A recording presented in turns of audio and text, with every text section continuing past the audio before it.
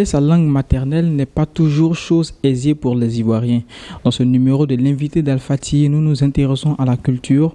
Pour en parler, nous sommes en présence de M. Aristide Kekongo. Il est le président de la Confédération des jeunes leaders d'Afrique, une organisation qui fait la promotion de la culture et de nos langues. Mesdames, Mesdemoiselles et Messieurs, bonjour. Merci de votre fidélité à la chaîne de l'ouverture. Bien avant de commencer cet entretien, suivons cet élément signé Zénab Diomandé. Comment est-ce qu'on dit tabouret dans votre langue? Bon, ça je pourrais pas répondre parce que je suis pas très pratiquant de ma langue. Vraiment désolé. Comment est-ce qu'on dit tabouret dans votre langue? Dans ma langue, tabouret, on dit bia. Je suis Agni, ouais, bia. Et si je te dis de me dire, va prendre le tabouret dans la cuisine?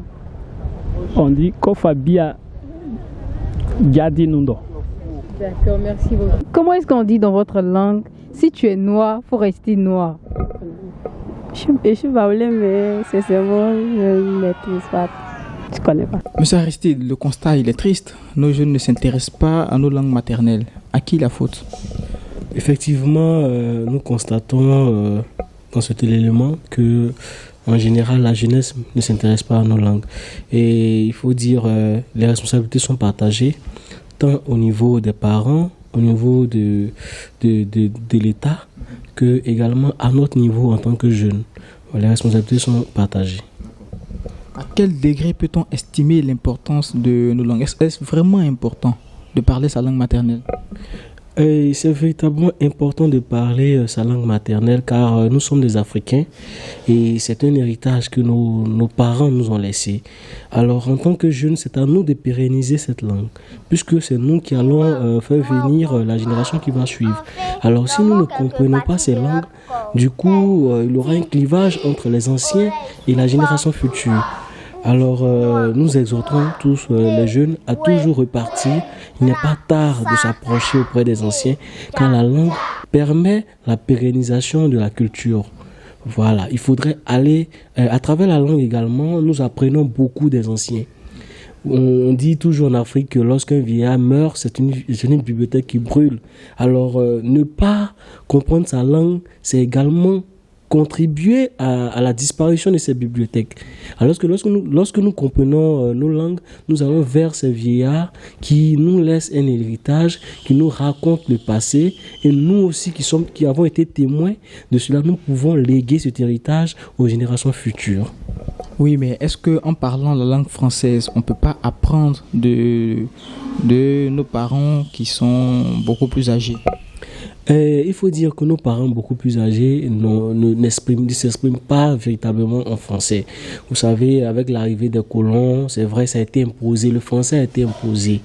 Mais à côté de cela, nos langues ont toujours eu une importance auprès de nos parents.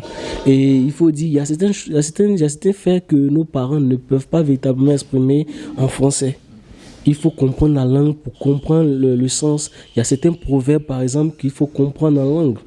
Voilà, dans cette perspective-là, le français, c'est vrai à sa place, mais n'a pas toute son utilité.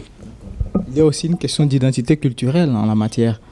Effectivement, nos langues sont comme une référence, notre identité culturelle. C'est vrai que nous sommes en Côte d'Ivoire et c'est un pays plurilinguiste, mais chacun de nous a sa singularité.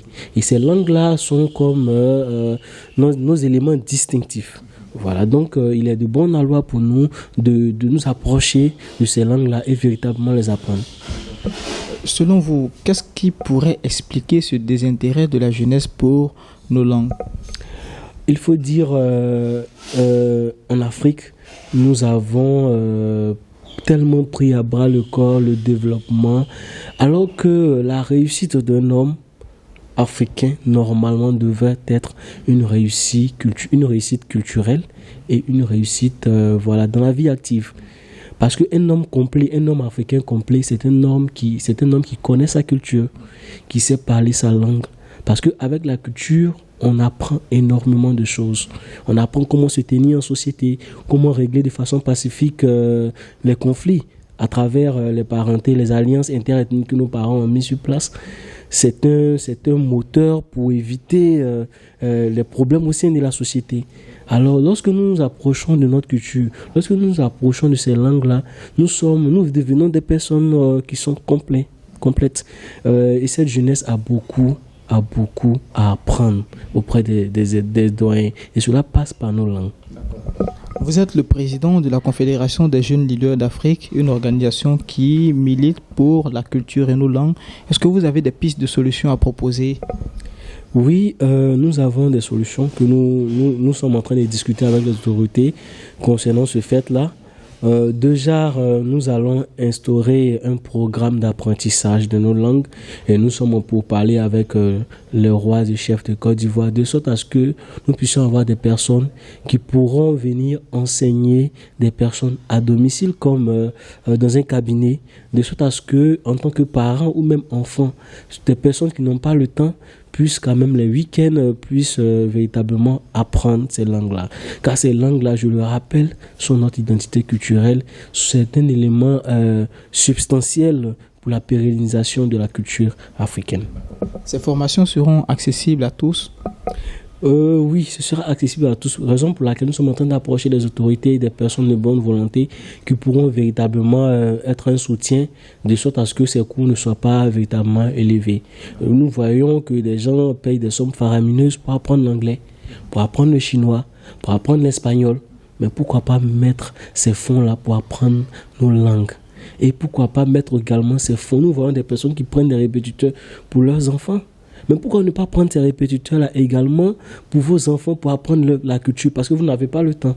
Mais ces répétiteurs-là, derrière vous, abattent un travail où ils apprennent à l'enfant la langue et la culture. On peut apprendre sa langue à Abidjan sans aller au village. Mais aussi, il faudrait rapprocher les enfants aussi des réalités, les amener au village, de sorte à ce qu'ils puissent apprendre la langue. Je vais vous expliquer une anecdote. Moi, mon père, il est enseignant. Et dans le temps, à chaque vacances, il nous envoyait au village. Et lorsqu'il nous envoie au village, il nous envoie dans la cour où on parle le moins possible le français. Lui, il reste dans son quartier et nous sommes là-bas.